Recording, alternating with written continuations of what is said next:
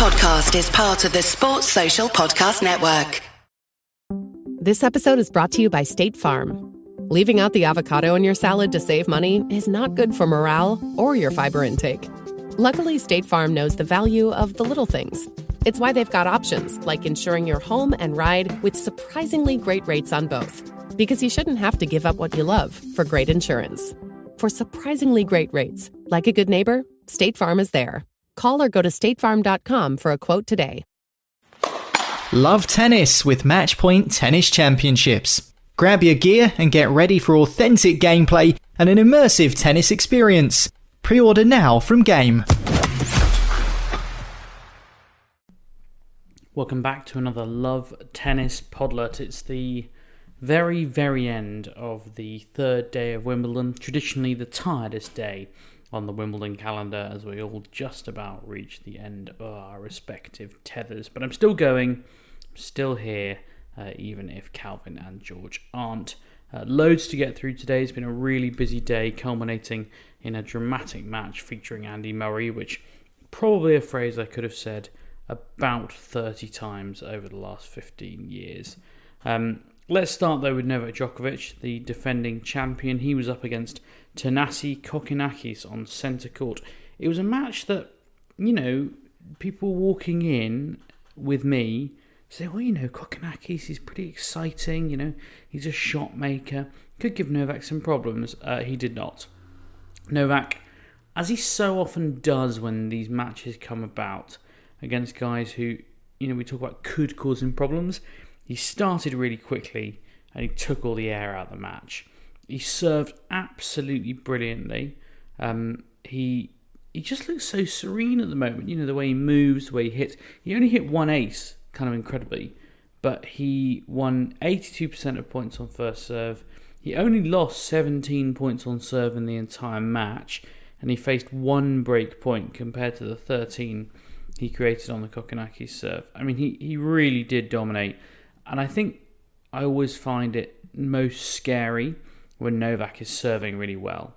Because when he's serving well, he's very hard to beat. We know all about his resilience, his fitness, his ground strokes. And yeah, there's been the odd time when the forehand's been a bit wayward. But most of the time, if you're in a baseline battle with Novak, you're going to lose. But when he's serving well as well, you sort of think if he has a bad serving day, you can maybe play some first strike tennis against him. But if he's serving well as well, I still remember Francis Tiafoe, the first time he played him in Australia, I think it was. And I said, what do you think of his serving out there? It looks different. And he said, yeah, I'd never really played him before. And I was like, all right, Isner. More on John Isner's serve later. But I think people are always surprised and always forget how brilliant a server Djokovic is. It's kind of the same with Nadal, really. I think people really underrate the Nadal serve because they think of him as a clay courter, someone who just starts the point with it. But actually, he's a very clever server, and I think tactically, Nadal is an extremely good server, whereas I think Djokovic's got a bit more to his serve. But yeah, hard to see anyone beating Djokovic at the moment. He's got Miomir Kecmanovic next up. Kecmanovic took a set of him in Belgrade earlier this year, but pretty hard to believe he beats him at Wimbledon. Quite a funny moment with Kecmanovic, by the way, earlier today, actually, playing his, today it would have been, playing his second round match. His coach, one of his coaches, is David Nalbandian, and he couldn't get a seat. Kecmanovic was on one of the outer courts, I think court 15, which is one of the small courts. There's about 3 rows of seats on either side of it, between centre and number 1. And Nalbandian had to boot someone out of one of the benches just so he could get a seat on the court to see Kecmanovic beat Alejandro Tabillo of Chile. He's dropped a set in both his matches so far, so he's not playing perfectly against Millman and then Tabillo. Hard to see him beating Djokovic on Friday, but stranger things have happened.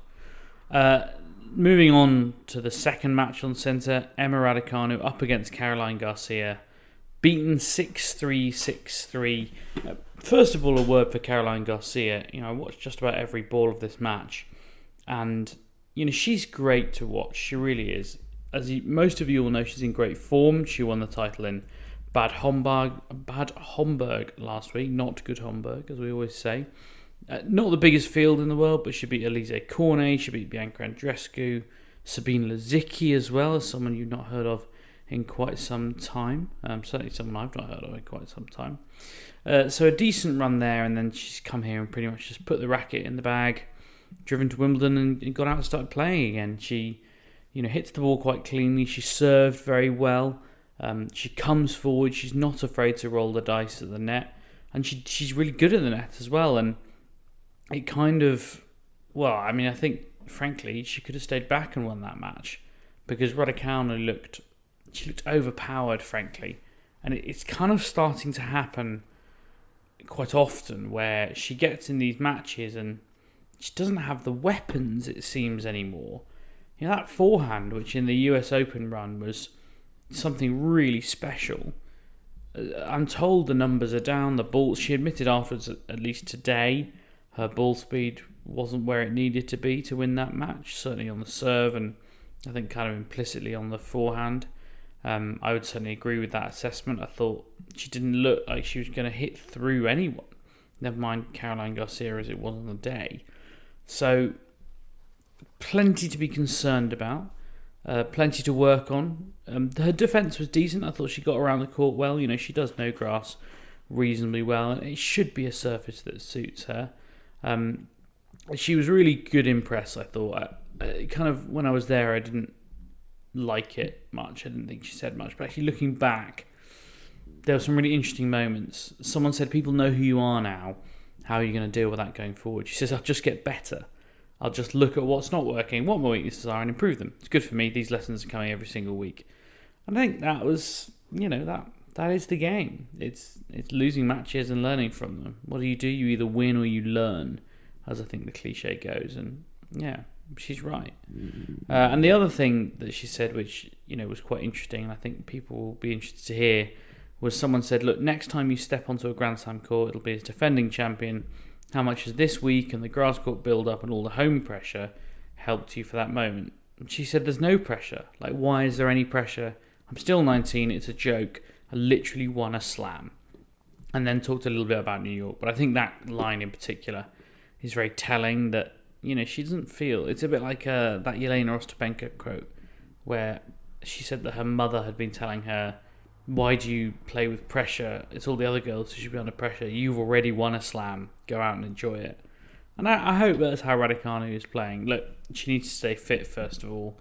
She needs to get fitter and stronger and then rediscover some of that forehand, because at the moment it's not really there. And it's a real shame, actually, because she's a great player, and I feel like at the moment she's not the player she was in New York. So hopefully she can rediscover some of that, because, as I say, it was a little bit concerning today. Lots of work to do, and we're not really sure where we're going to see her next. She obviously not much precedent for where she might play. She played a couple of challenger level 100s and 125s before the US Open last summer, so we'll see. I don't think we'll see her any of those, but WTA is back at the City Open in Washington, so we might well see her there. And then finally on centre, it was Andy Murray's turn. He gave us everything. He gives the classic Murray, the full Murray. He looked, and he does this, he's a bit like Djokovic, where he can look completely dead and buried and then win a set out of nowhere. And that's kind of what happened. Isner was doing what Isner does and hitting big serves, and Murray couldn't necessarily get near him, despite having, I think, an 8-0 record against Isner. And then he won the third set, and he was bouncing around like a teenager. And it was huge celebrations when he won that third set.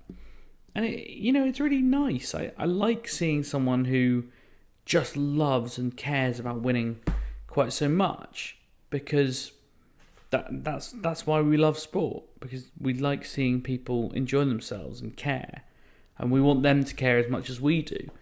And Murray cares a hell of a lot more than I think anyone on earth does about his own tennis. So it was great to see. I think it was always going to be unlikely he was going to get very far in this tournament. I thought he could probably get to the fourth round, because I thought he might get through someone like an Isner. I didn't think Sinner would get to the third round. He has now. So, yeah, what do I know? Isner was just being Isner on the other side of the net. I was going to say unapologetically, but he actually did hold his hands up after he won the match and said, sorry, didn't mean to upset anyone. He said he's not on centre very often, which, there's a reason for that, mate. Tennis isn't great to watch. He's also, by the way, probably going to break the all-time record for aces of 13,700 and something in his next match against Sinner. So he said, I don't think it's going to get me into the Hall of Fame. It certainly won't. But, it's something that will stand for a long time. And he said as much. He said he thinks that might not go away for quite some time. And, it all counts. And I think, as I often say about players, John Isner has got the most out of career that he could have done. That poem that always gets associated with Wimbledon, which is If, talking about the unforgiving minute and fulfilling that unforgiving minute with 60 seconds worth of distance run. I think John Isner has done that. And I actually think that's what Andy Murray is making sure he has done too. He's making sure he has filled that unforgiving minute. He was as flat as I have seen him in a press conference for a long time afterwards. There is now this thing where the moderator asks the first question, and it's usually just a sort of pop-up question, just a softball. And Faye, who was running the press conference, she said, Andy, tell us how you're feeling right now. And they usually just monologue for a bit. And he just said, yeah, pretty disappointed, and then stopped. At which point Faye turned to us in the room and went, anyone got a question? Which is a slightly daunting prospect. Fortunately, Rob Moore is brilliant at asking the first question and always jumps in. So we were all right. Although on this occasion, I think it wasn't Rob, off the top of my head, which is very rare. Young lad called Joseph, who, fair play to him. He's from Tennis Head. I think he's still doing his qualifications as a journalist, and he just charged in, asked a decent question, and he got a decent answer out of Andy, and I thought we might be in monosyllable terms. The only question anyone really wanted to ask was, will you be back at Wimbledon next year? He was a little bit evasive. He said, it depends on how I am physically. Physically, I feel good, then we'll try to keep playing. It's extremely difficult with the problems I've had with my body in the last few years to make long-term predictions about how I'm going to be, even in a few weeks' time, never mind a year's. If physically I'm in a good place, I'll continue to play, but it's not easy to keep my body in optimal condition to compete at the highest level. I think what that's a recognition of is that A, he's been injured a lot, and B, that he is starting to get tired of that. He was so frustrated when he got COVID and couldn't go to the Australian Open. And he was so frustrated to have pulled that ab muscle, just a week before Wimbledon, which he thinks, he says the injury's healed, but he said he didn't serve well enough against Isner, and obviously he wasn't able to serve for a large part of his prep for the tournament. And he didn't quite say it, but he certainly alluded to the fact that he was pretty rusty when it came to serving and the impact that had on him in the moments of real importance. So, feel pretty sorry for him in that sense, because I think he thinks he could have had a really good shot at this. He said last year, I'm not doing this to, lose in straight sets in the third round. Well, I think he'd have taken losing in the straight sets in the third round because he only made it to the second. So, a bit of soul searching for him, I would think, but we'll see him again. We'll see him at the US Open, I'm absolutely sure of that. And almost certainly before as well. Few other notable results to mention from today away from centre court. Alejandro Davidovich Fokina went out to Yuri Vesely. He was given a point penalty right at the end of the match in the fifth set tiebreak for chucking a ball onto the next court. I mean, ADF, if nothing else, guarantees you drama. He's played 2 5-setters at Wimbledon in a row. They both went to a final set tiebreak. He won the first one, he lost the second one. If you're ever at a loose end at Grand Slam, or frankly any tournament, and you don't know who to go and watch Alejandro Davidovich Fokina. It's always drama. We also got Cam Norrie through in 5 sets against Jaume Munar. Came back from 2 sets to 1 down to beat the Spaniard. I had a couple of friends who I got tickets for at at that match, and they said they really enjoyed it, which I wasn't necessarily expecting them to, so it was a bit of a beast. Great result for Tim van Richthoven today as well. Remember, he beat Daniil Medvedev and Rose Marland to claim his first ever ATP title, went up 100 places in the rankings, and got a wild card for Wimbledon. He's just beaten Riley Opelka in 4 sets, and he's now got Nicolas Basilashvili, and I really think he could beat him. There's absolutely no reason why he couldn't. And then he might well play Novak Djokovic, and what a story that would be. So, amazing stuff there. Over in the women's draw, Jule Niemeyer is through. Another successful upset watch for me in the Eye. You can always, by the way, every day I do an order of play for the Eye, which I will always tweet in the morning, and it just runs you through all the big matches that day, when they are, and also features a couple of ones to watch and a couple of upset watches as well. I've 2 from 2 in the last 2 days, with Niemeyer beating Kontaveit, who in fairness was not fully fit, and she said that the doctors haven't diagnosed her with long COVID yet because it's not been long enough, but that her heart and her lungs are fine, and she is still struggling with lots of fatigue. So all our very best to her, and I hope she gets better soon, but quite concerning at the moment. Similarly concerning is the form of Garbinia Muguruza, who had an awful time today. She lost 6-4, 6-love to Greet Minnen. It is pretty horrible to see a former Wimbledon champion, a former world number 1, just with so little confidence in her game. 33 unforced errors. She only won 7 points in the second set. She was in tears on the court because she just couldn't get the ball in. It's really, really upsetting to see. I've always loved watching Garbinia Muguruza, a bit like Caroline Garcia. I loved watching her because she was so willing to come forward, and that was, it's something a bit of a rarity in the women's game, certainly in the era when she was most successful. And yeah, I just hope she can sort out whatever's going on in her head at the moment. Lots of other pretty routine victories for Sakari, Kerber, Jabeur, Yelena Ostapenko, Karolina Pliskova, all safely through. The women's draw not falling apart yet, while the men's draw really is, by the way, really is falling apart. We are really starting to lack some star quality. Casper Ruud, I didn't mention, by the way, he is also out, losing in 4 sets to Ugo Humbert, who has now won consecutive matches for the first time since the Olympics, which is quite the stat. In the second half, we're going to talk a bit about tomorrow and what's going on Thursday, and run you through the order of play there. It's so nice out there in the Mexican markets where chilies stretch in the sun, high in the mountain air between backcountry skis and kids doing the first snowplow, or next to the pool after a long day of forgetting what day it is. We're all here to get out there and come home more us than the us that went away. And when you save on travel as an Expedia member, you can travel even more. It's so nice out there. So let's go. Expedia. Made to travel. Terms apply. See site for details. This episode is brought to you by Cheetos Deja Tu Huella. Deja Tu Huella means leave your mark, and that's exactly what Latinos are doing all across the country. They're rewriting the rules and pushing the boundaries in their communities to leave their own unique mark. They use their gift, their superpoder, to make an impact, whether it's through art, music, fashion, food, or something else. And Cheetos will celebrate what they're doing by shining a light on their transformative power. The Deja Tu Huella program celebrates those leaving their mark in Latino communities. You can also celebrate by checking out the new podcast, Batman Unburied, on Spotify. Batman Unburied is presented by Cheetos Deja Tu Huella. Visit Batman Unburied on Spotify to learn more.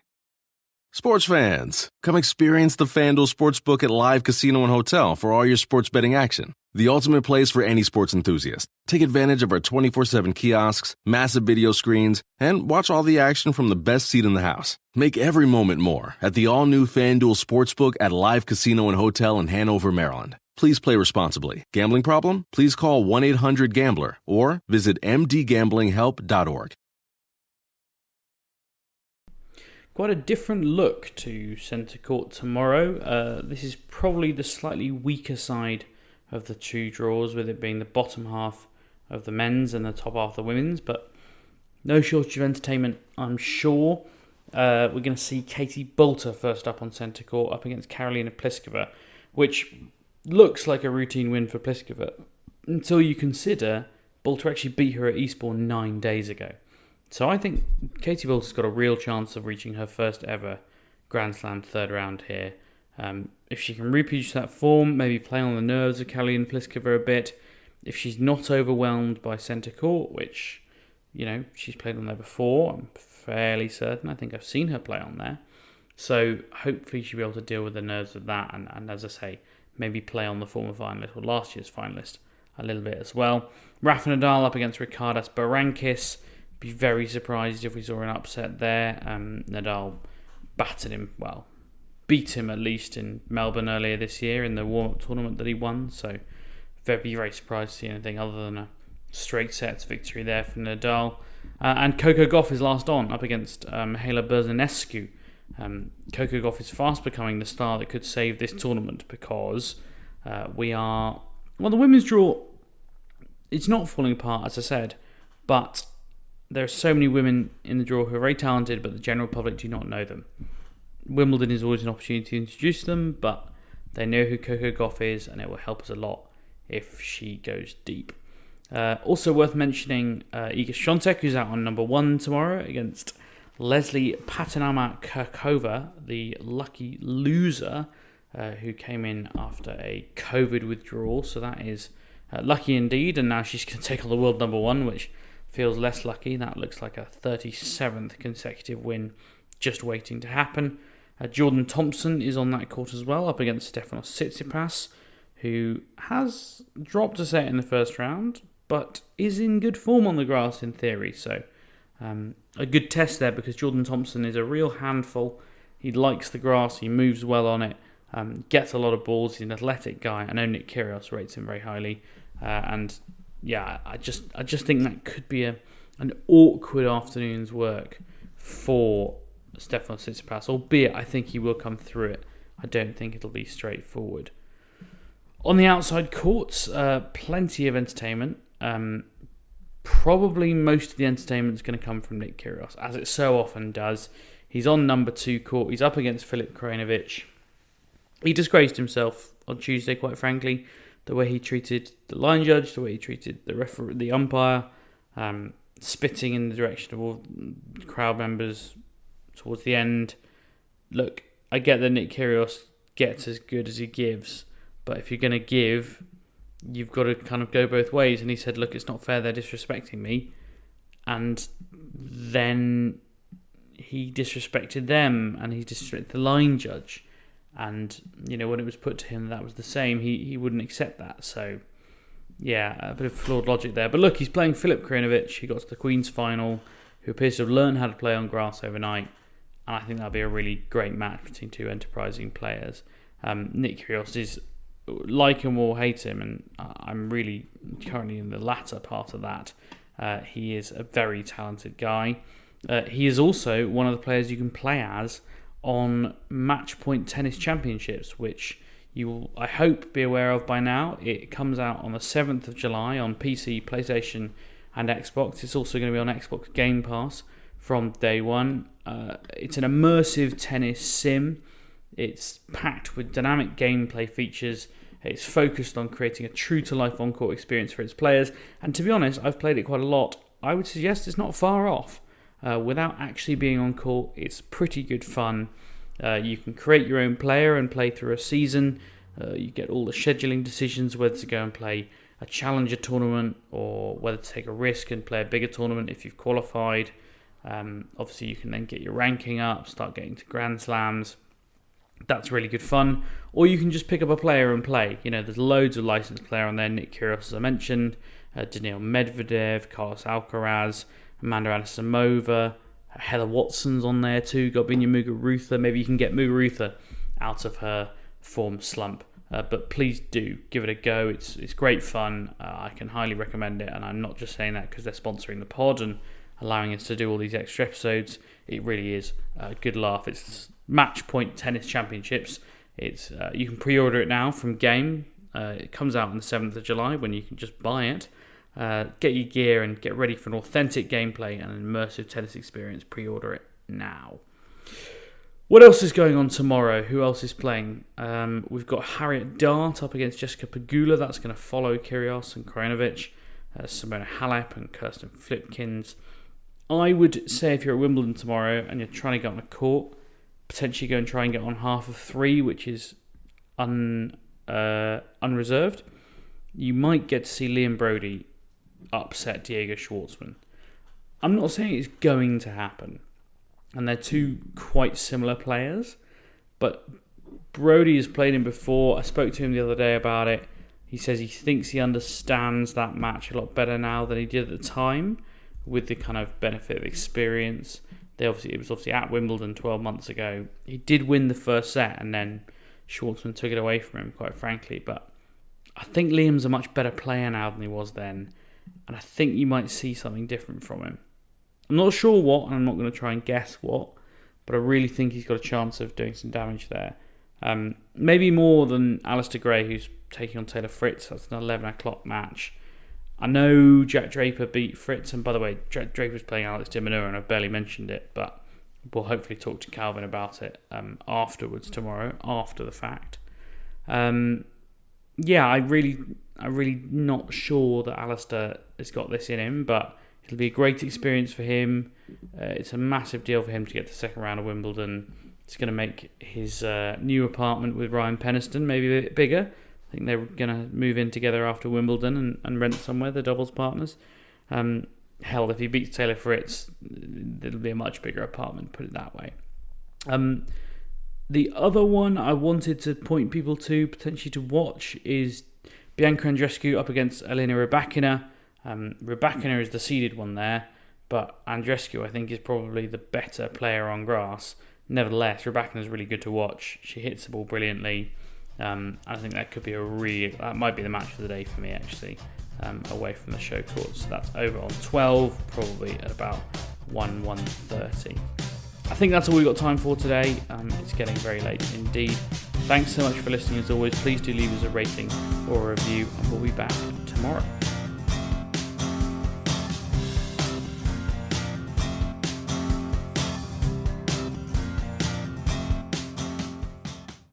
Sports Social Podcast Network.